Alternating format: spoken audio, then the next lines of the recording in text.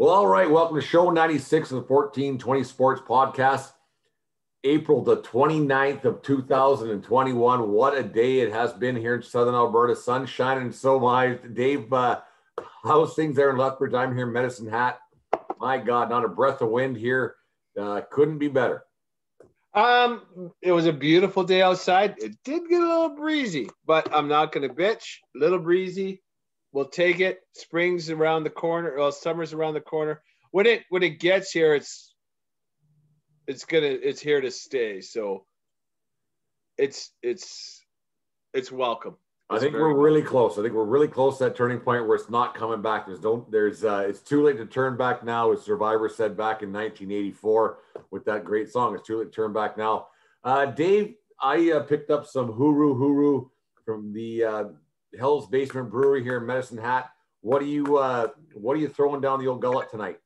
I am also repping Medicine Hat Brew Company tonight on. I don't know if it was your recommendation, whatever, but you mentioned a popular brand there. So I'm drinking the Creamsicle tonight.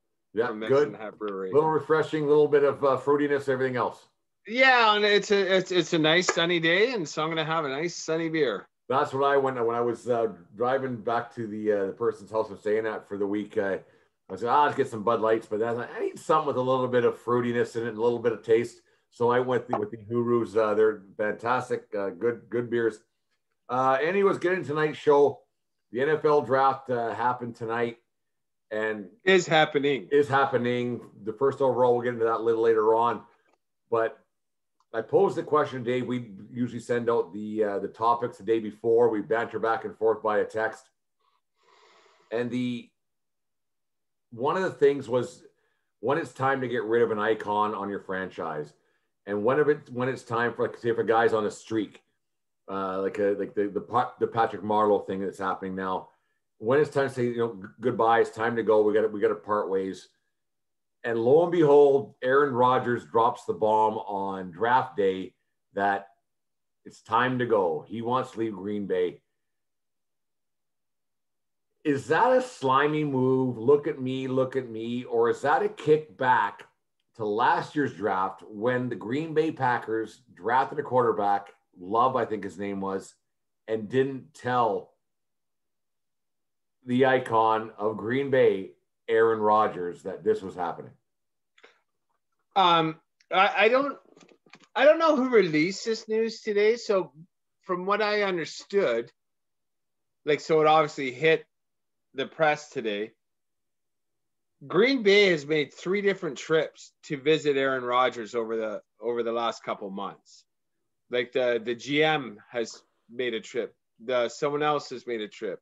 LaFleur, the coach, have made a trip. They've gone to him 3 separate times to try and to work this out. And then so how the news gets released on draft day, I don't know. If it was the team. It was the team, or was it Rodgers who announced it? I would think that, to me, I think that the Rodgers camp would have done this just because he seems to be a look at me kind of guy. Because what benefit does it do the Green Bay Packers? They can't. It benefits Aaron Rodgers because now teams can call and say, hey, I heard he's up for deal. See, and that's why I think the team may have done it, because they're scrambling and might want to make a deal today. But if they scramble, but when you scramble, you're going to make a worse deal. So now Rodgers made the Packers scramble. See, I don't know. And we don't know. And I'm a Rodgers fan. How are you so sure I don't know? I might have some connections. I don't have any connections. Well, I know you don't, because you took the words right out of my mouth. You don't just while you were kissing me, Meatloaf. Yeah, you don't know nothing. Yeah, I don't know nothing.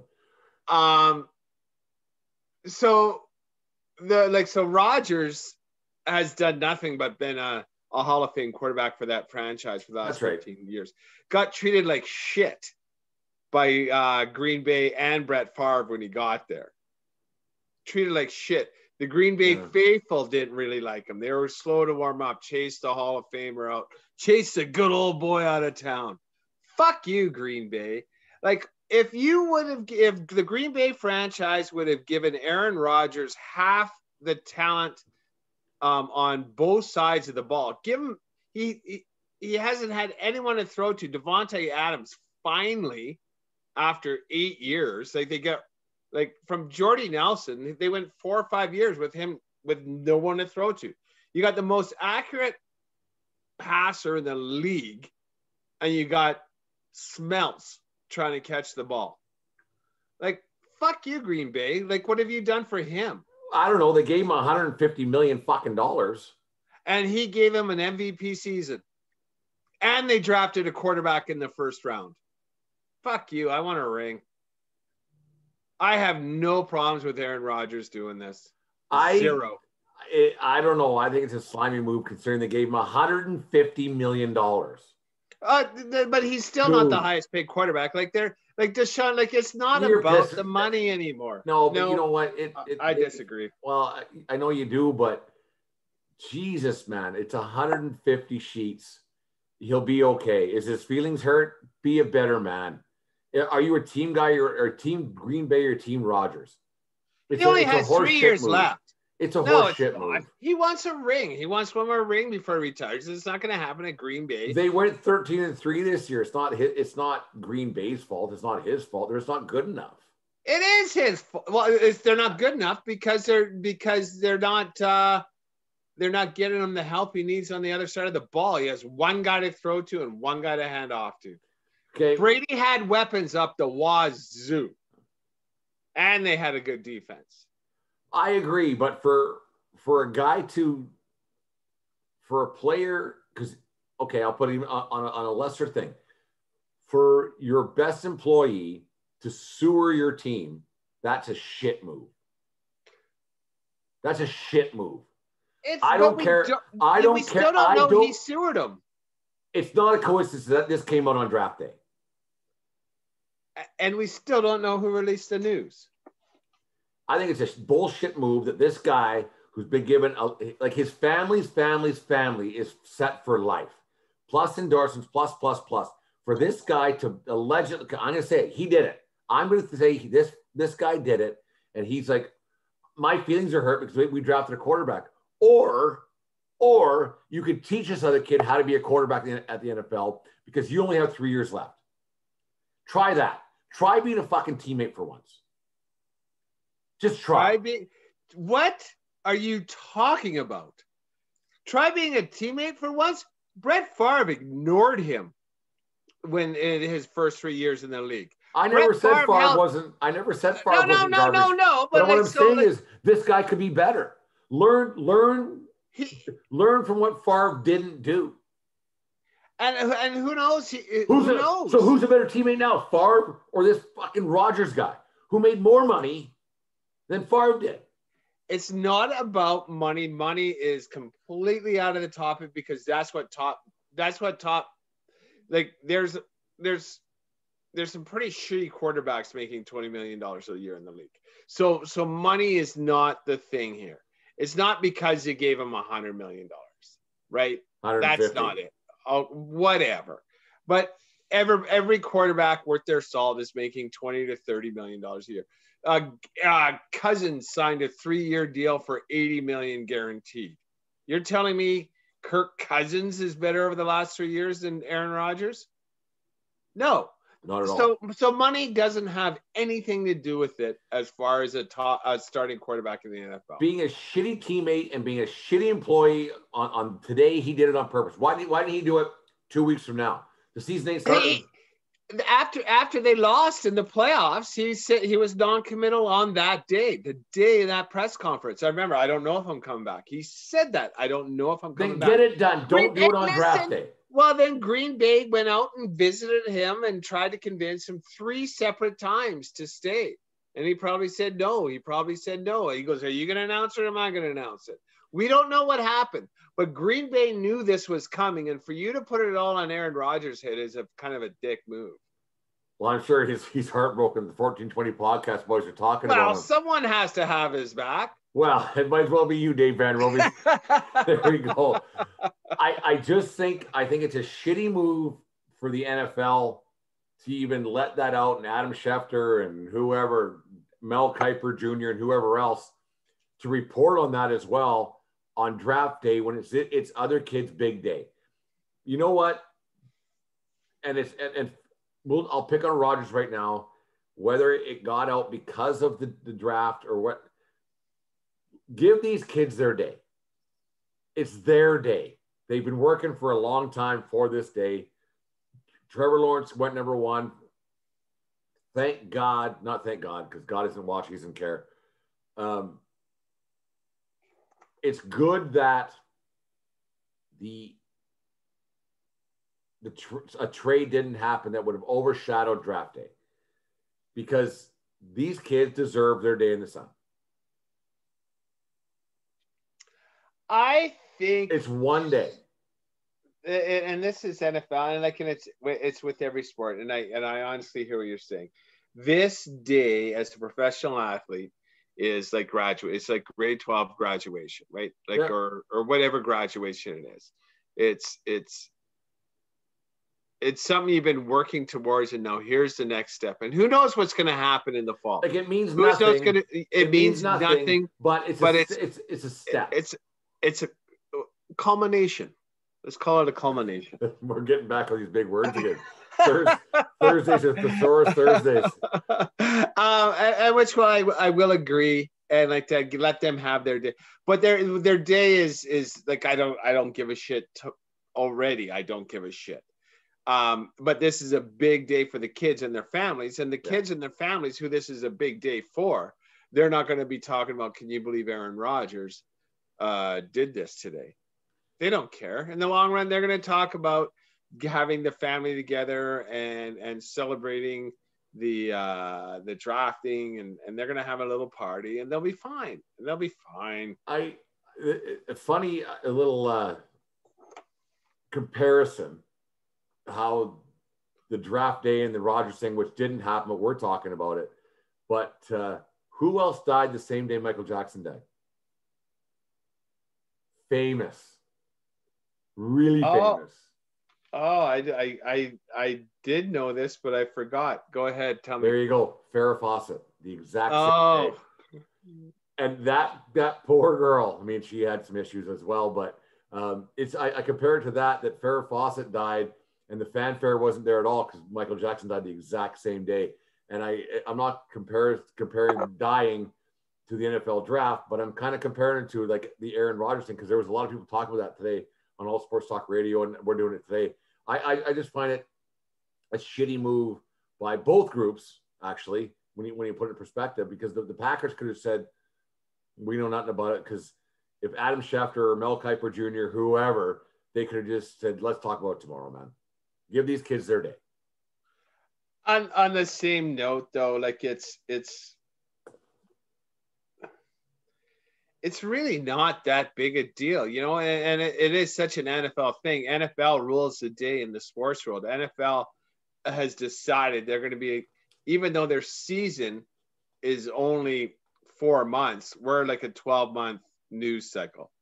When we have news, it breaks and everybody talks about us. They are the Goliath of the sports worlds in North America, and NFL news pushes clicks, right? Especially, yeah. And that's what I'm getting at. It pushes clicks. Clicks, not clicks. Oh, oops.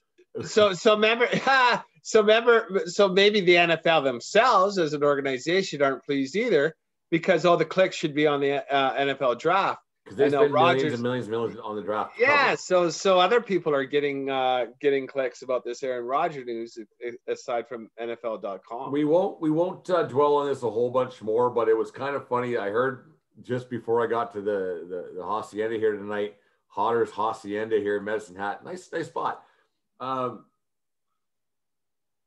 Your main man, Timmy Tebow. He's making a comeback. He said he wanted to be a tight end for the Jacksonville Jaguars because he wanted to play tight end, while the number 1 overall pick, Trevor Lawrence, decided he got drafted first overall. So, and Tebow can do no wrong. Well, I don't know. I don't know for sure. But years ago, in the state of Florida, Tebow was king. I don't know if this was the perfect timing to do it, but he did it on purpose. That's a guy you could say did it on purpose today.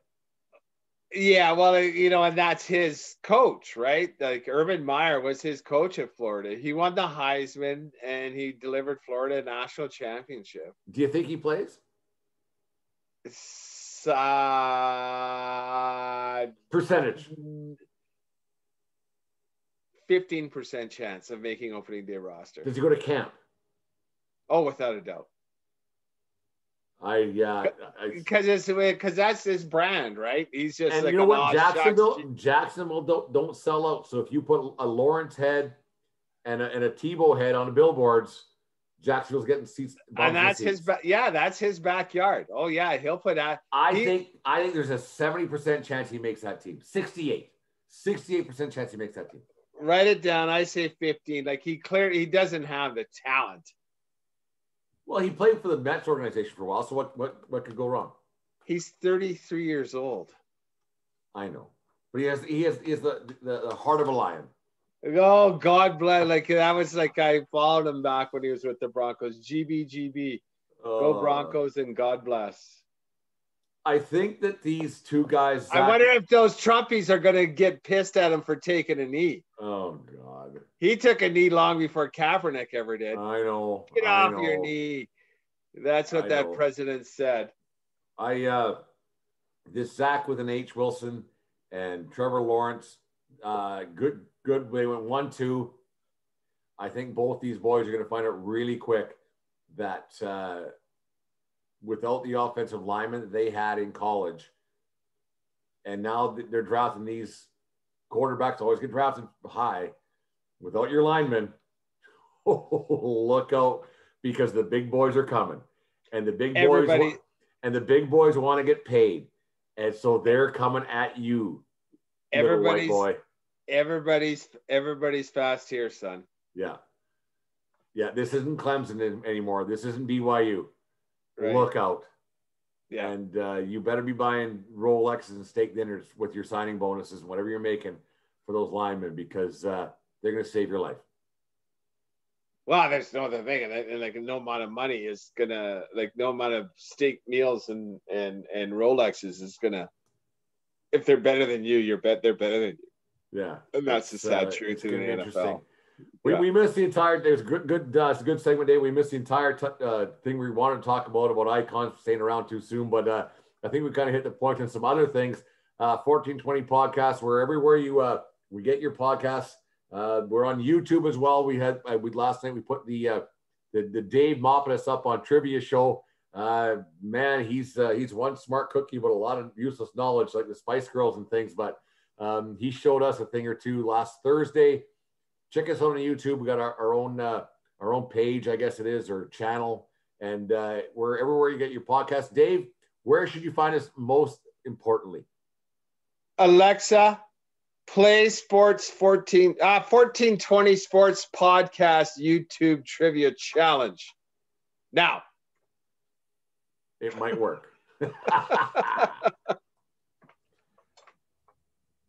1420 podcast. We talk a lot about baseball rule changes and what's right and what's wrong with baseball. And we are the smartest men in the sport, and I think we actually are, considering the latest and greatest rule change they had in the minor leagues. A few weeks back, we were talking about rule changes that they're going to try in the minor leagues to implement in the major leagues in a few years, and a lot of things work, a lot of things don't. Dave, you're the one who brought me on this one, and I did some research on it, and this one might be the dumbest thing I've ever heard in any sport at any time. The Pioneer League, which is near and dear to my heart. First time I went to a professional baseball game was here or in Lethbridge, Alberta, at Old Henderson Stadium. The Lethbridge Dodgers, and I think were playing the Billings Scarlets, or whoever it was, at Old Hendo there. Andre Dawson was a Dodger. Played for the Lethbridge Dodgers. I actually remember my favorite player became a Dodger. Steve Sachs was one of the first professional players I remember. The Pioneer League's near and dear to both our hearts. Professional baseball memories for the first time in Lethbridge, but they didn't do themselves a favor by a rule change they are going to try this season, which isn't baseball. Dave, fill in the fans of the 1420 podcast of what the Pioneer League is going to do, and then let me know what you think of it. Well, so from my understanding, if it's a tie game after 9 innings, what the Pioneer League is going to do this year to break the tie and get the people home is have a home run derby. So my understanding is anybody can come up, and then I don't know how many pitches, but it's like the All-Star game. Like you pick your pitcher, someone from the pitching coach or someone is just going to groove them in there for you. Take your hacks. Other team, okay, here's your 5 to 10 pitches. Whoever hits the most home runs wins the game. For anyone that bitches and moans about soccer ending a game in a shootout, this is worse. Way worse. This is so bad. I would honestly prefer they flipped a coin. Because it's ludicrous. I don't get it. What if the wind's blowing in at the stadium and they're just now taking hacks for a half hour? Who's going to sit for that? I don't understand it. We talked about it the other night, post show. The problem that I got with this is that they're not only trying to bring in new fans, younger fans with stupid ideas, they're pushing people our age and older away. The Pioneer League is definitely a gate-driven league. It's small. They play in front of maybe 300-400 a night. But people who've been going to Pioneer League games, they've been going forever. If you did this, it would alienate the older fans, and that bothers me. And so I'm just to break it down a little bit. Like I kind of understand why ownership might want to do this, because in any baseball game, beer sales are closed after the 7th, and concession, you're not going to keep food on after the 7th either. You just want to sell out. So now you're paying your entire concession staff just to hang out with no sales. You're now paying your grounds crew to hang out, to wait for the. So I understand it comes down to dollars and cents, which everything happens. And I get that. But to do this is just ludicrous. Like if you want to do something a little bit different than starting on second, like that we're doing in the major leagues right now, I have some alternatives, if you don't mind. If you would indulge me a little bit of things that I think are better ideas. I might regret this for the rest of my life, and it might be the death sentence for the 1420 podcast, Dave. No, I'm kidding around. You know what we come up with here tonight in the podcast, it can't be worse than what the minds that be are coming up with, because I think it's a complete failure what's happening throughout baseball with these ideas, and we're not smart. There's guys getting paid to be smarter than us who may not be as smart as us. So Dave, go ahead, give me one or two or three or four. Okay, all of them. Well, here's one, and here's the one I think I'm gonna build up to the better ones. This one I think is as stupid. Have your Ricky Henderson round the bases on a stopwatch. Run around the bases from home, like just one lap, and then just time it. Your speedster against our speedster. Pretty dumb. Also is dumb. But as relevant as Groove and home run. But the thing is that would be done quicker. It would be done quicker. Because they're running, and you have the timer on the clock and everybody's cheering. What are they running to first in 3.5 seconds, 4 seconds? Yeah, I don't know. 4, 8, 12, 16 seconds. 4, 8, 12, 16 seconds. I'm home. My car started. Listening on the radio. Better idea than a home run derby. Here's the other one. So now instead of like the pitching machine, instead of like the pitching machine coming in, you put it at an angle. Put your speedster on third. Put your best arm in right field. Shallow pop fly, can you beat the tag? So now you got the guy has to catch, the guy has to run, and you got the catcher blocking the plate. That would be exciting. It would be exciting, but the problem you got with that is injuries. And collision at the plate.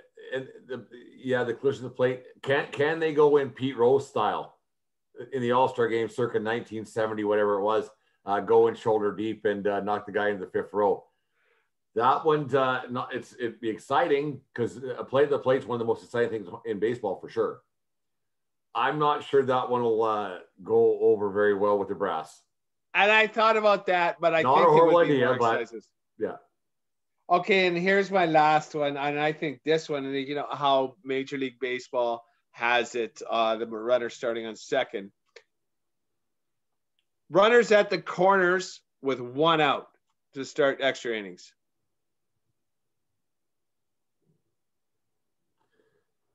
You're almost guaranteed one run. That's not a bad idea because with one out, and it's a 2-out inning now. Okay, I don't mind that. I don't mind that because you want first and third, one out. Are you? I mean, this is old school baseball. Are you squeezing the guy home? Are you doing the sac fly? Because if you give the sac fly option, the guy grounds and double play, the run doesn't score. That's not a bad idea.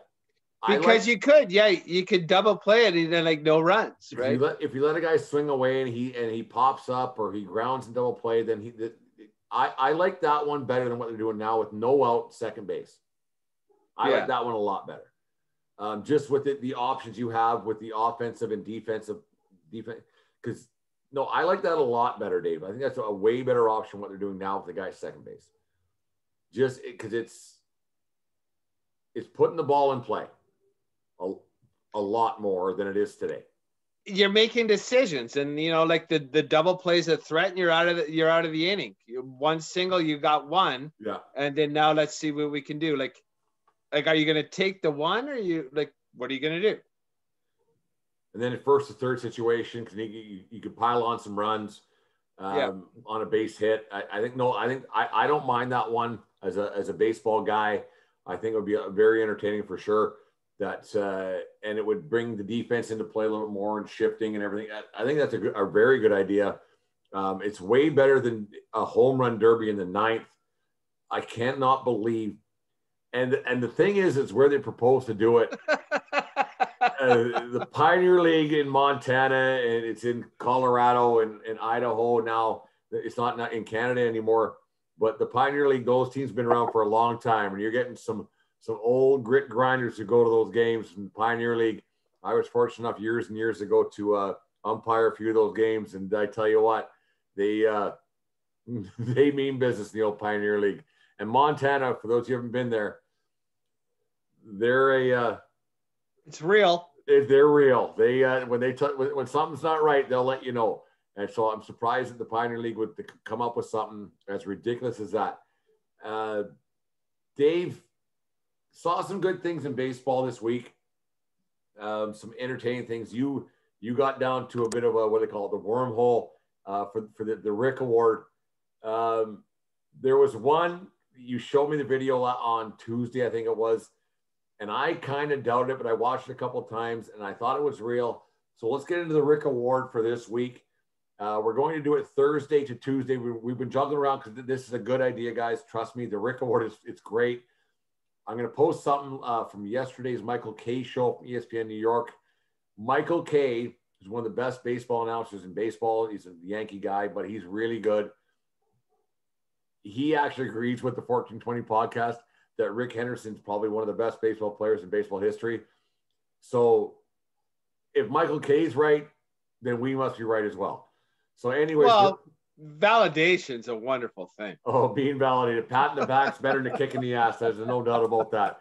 So anyways, the Rick Award, we got to wait for a week. We're trying to juggle how we're going to do it, but fly with us here, people. It's a really fun thing. Dave, what's our Rick Award candidates? And fill us in how we're going to go about doing this.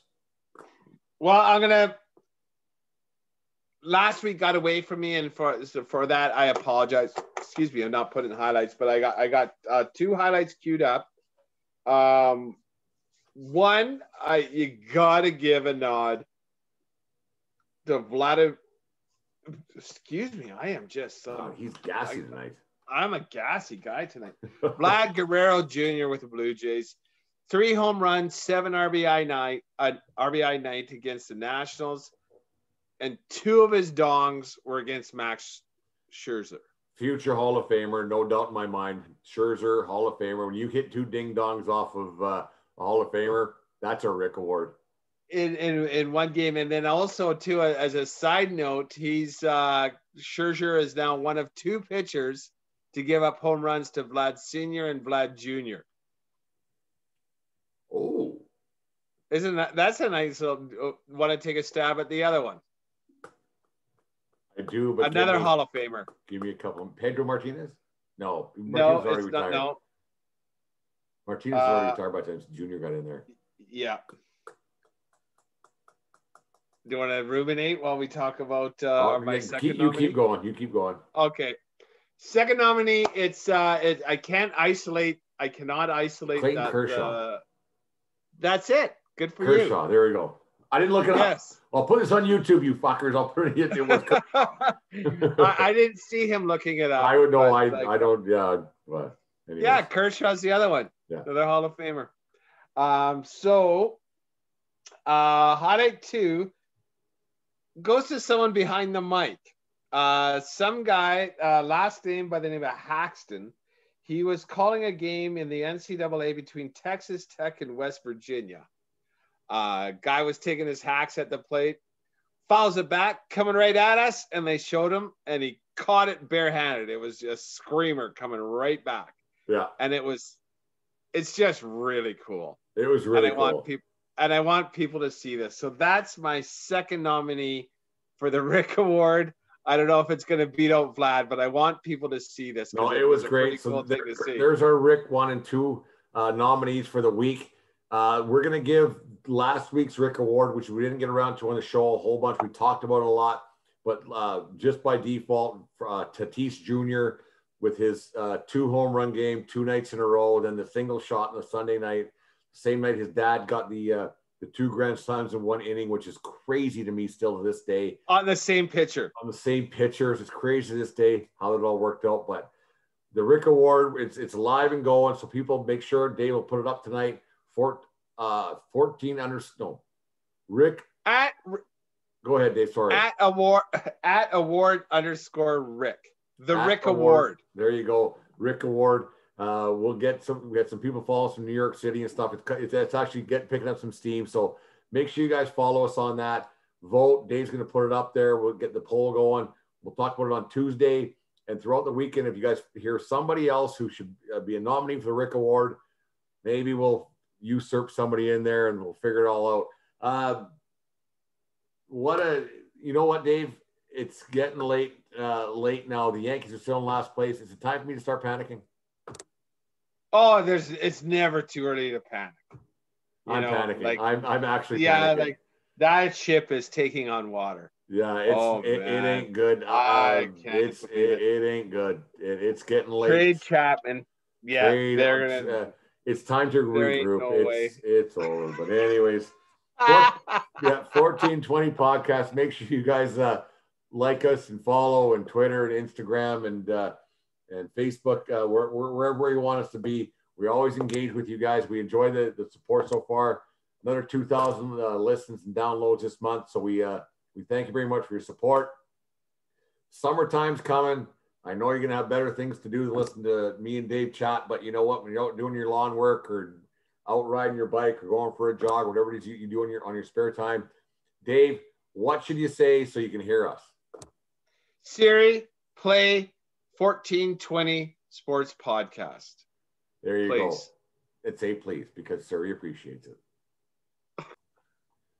1420 podcast. Sometime I'm living the bachelor life this week. The producer's not. I'm not going home every night, and she has dinner. God love her. She makes dinner every night, and I'm home. It's 3 squares a day and everything else. Dave, you were telling me off air that Kaylee was out tonight and You and Jasper had a time to go out and enjoy something a little bit different tonight. And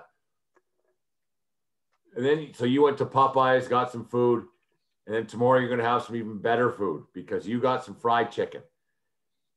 And we debated a little bit off air, and I didn't give you what my favorite next day food was. You said there's nothing better than next day fried chicken. And I agree with you that it's very good. But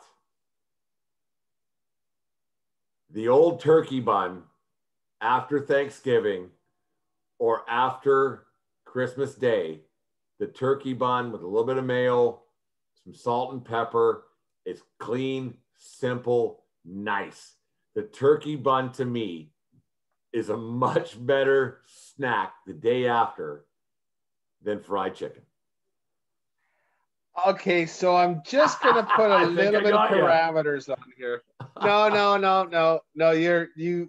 You're not wrong, but you're not completely right. Like, so the original thing, there's no store-bought food like fast that's better the next day out of the fridge cold than fried chicken.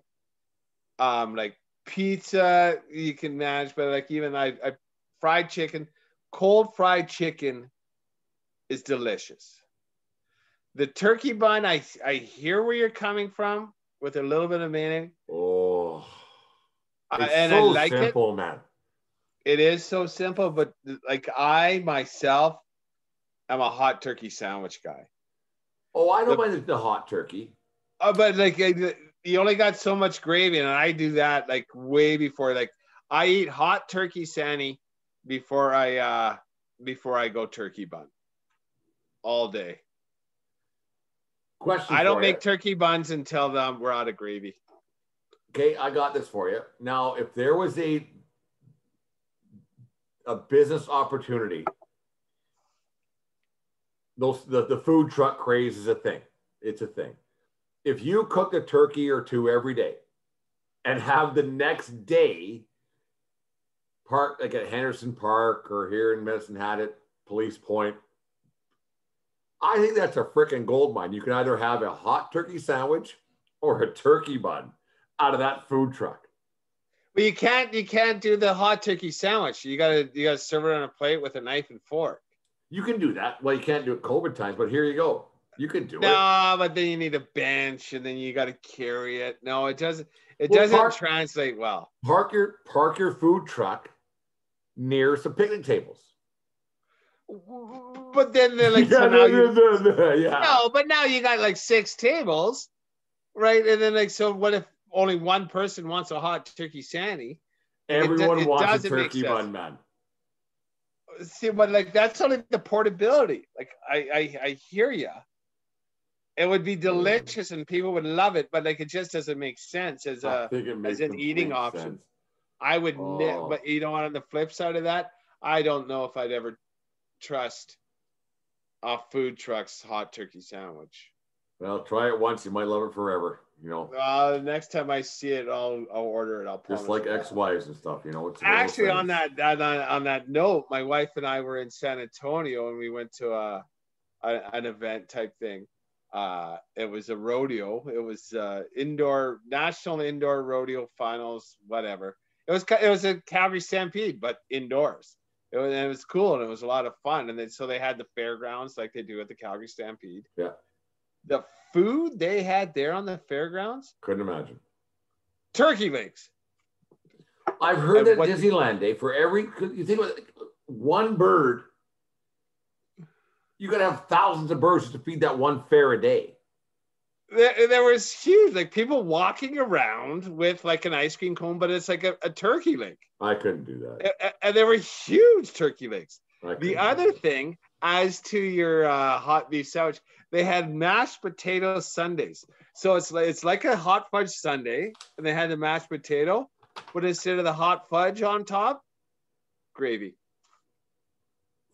I can't do that. I don't know if they had turkey bits in it, but I dug it. I didn't try it, but I thought that was pretty cool. Like a mashed potato with gravy.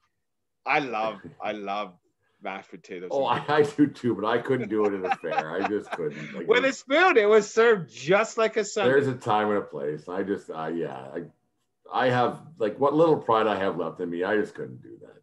Yeah, but then maybe it's time to move down to the States and just now your standards are too high. That's right. Right? That's right. Lower your standards. I'm not going to argue there. Yes. And then you're fine. My standards are too high. Yeah, and then have your deep fried Snickers for dessert. No, I'm not doing that either. My standards are too high. I'm not doing that. And neither am I. Anyways, we talk about it week after week, and I get a kick out of it. And sometimes they're very thought provoking. Sometimes it brings up an argument. Sometimes we put them on YouTube. Sometimes we don't. But the would you rather's every Thursday we do it. Sometimes they're quick, sometimes they're slow. But Dave, give me your would you rather for this week. Okay. Just a quick hitter. I'm gonna put you in the seat of a baseball agent. Let's pretend you're a minor league Drew Rosenhaus. Oh yeah. Your boy is your client. He's 26 years old. The club offered him an extension, and they said, "Nope, we're gonna play this out." What would you rather have your client do at the dish? At the dish only. Free agent year. Hit 330 on base percentage of 415, or hit 22 home runs with 72 RBI. 22 home runs, 70 RBIs. You get paid more. Yeah? He'll get paid more. He'll get paid more. Really? Like 415 on base? Like doesn't matter. Doesn't matter. Getting on base doesn't mean anything anymore. Getting on base doesn't mean anything anymore. Hitting home runs, that's all that matters. That's all that matters. Slugging percentage is all that matters. I did mention this. A batting average of 225. Doesn't matter. Stanton's hitting 200. He's making $30 million a year. Yeah, but he's done it already. Like this is a contract year. Like I know he's hit 200 a lot of times. He's not like he's shit. He's not shit, everybody. But home runs matter, man. Home runs matter. On base percentage is all bullshit. Batting average is bullshit now. And it's wrong. It's so wrong. It's so wrong.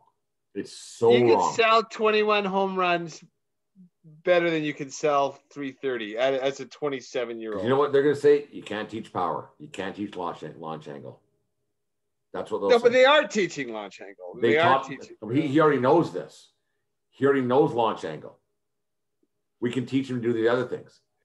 So that's what you want. That's what you're telling your boy before they. Because I want my 15%. Yeah. Yeah, absolutely. I'm teaching him go hit home runs, man. Strikeout or a home run. Because if you hit home runs, the stats page comes up. Home runs, home runs, home run. Okay, so the minor league guys will start watching. I think it's wrong, but I'd rather my client hit home runs. Nobody's looking for the next Don Mattingly or Tony Gwynn. They're not.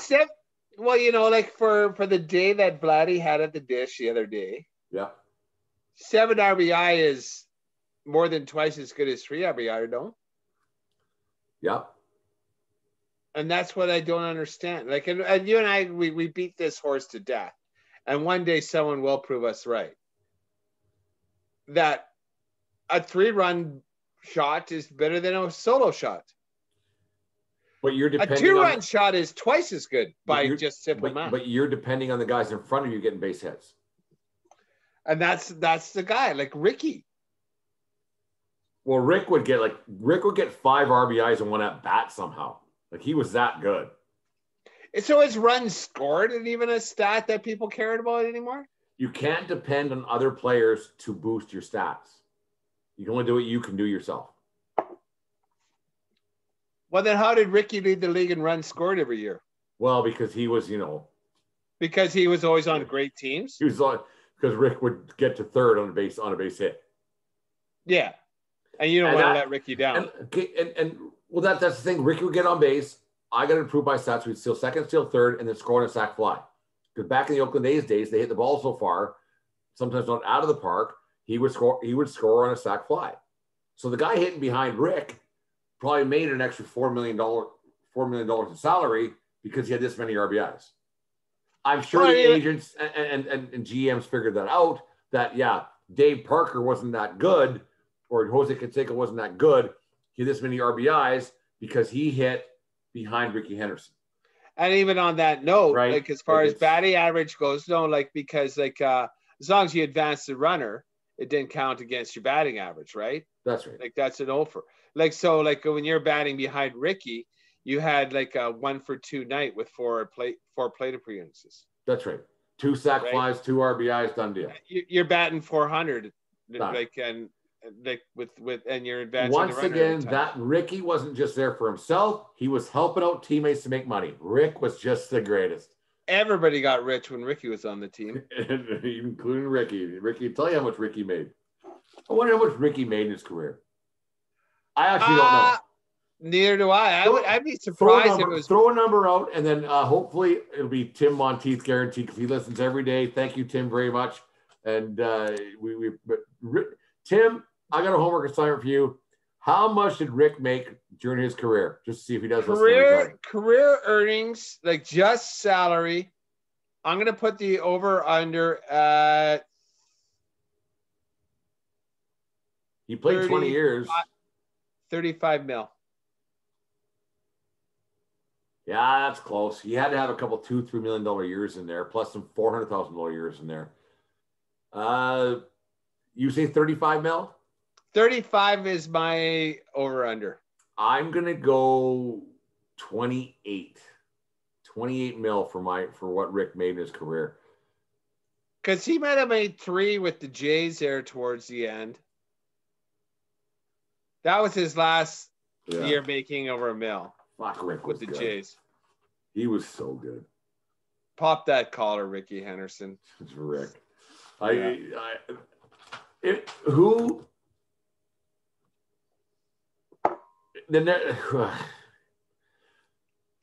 Don't answer tonight, but let's answer it next Tuesday. We're back together on the show again.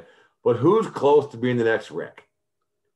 Think about it. Like we say, Tatis is there, and this guy's there, and that guy's there, but man, oh man, I miss watching that guy play.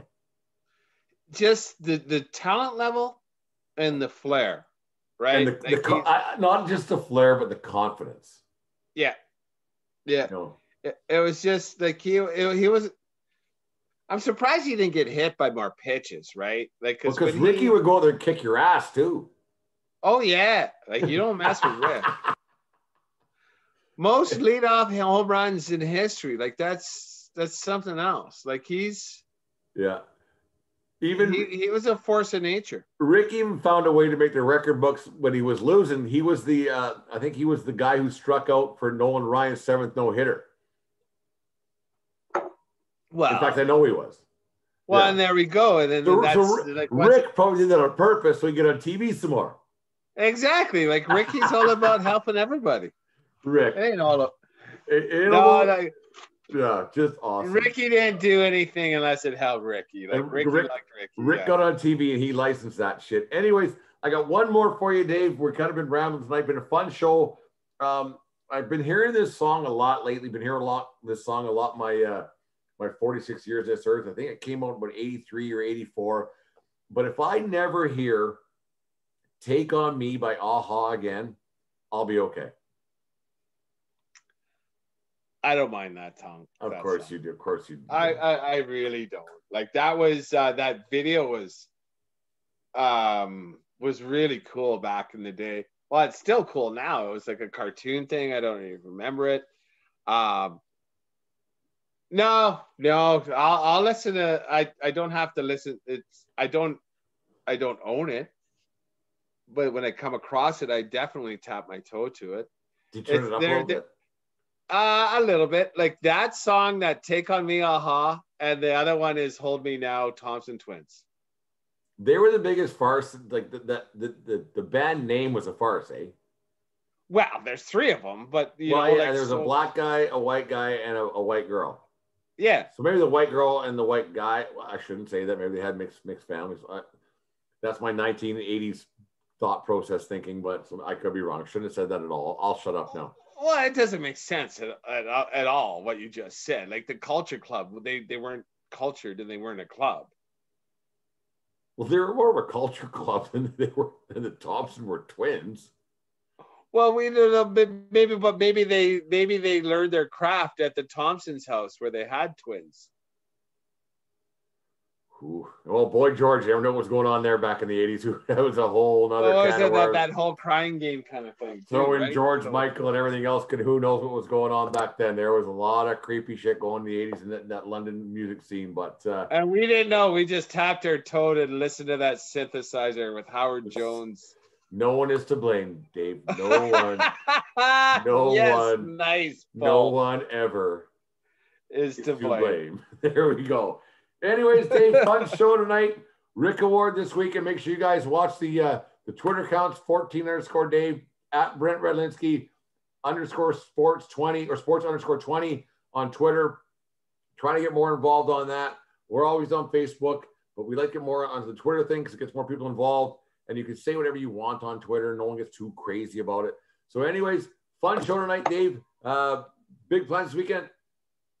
It's supposed to be a beautiful weekend. The family and I bought a holiday trailer. Maybe break that out this weekend. See how shit folds out. But looking forward to having a good weekend. That's all I know. Yeah, me too. I'm going home tomorrow night back to Lethbridge and enjoy some times. Yeah, fun show tonight, Dave. I laughed a lot. Hope people laugh along with us because I thought it was really quite funny. I'm smiling inside and out. That was really good.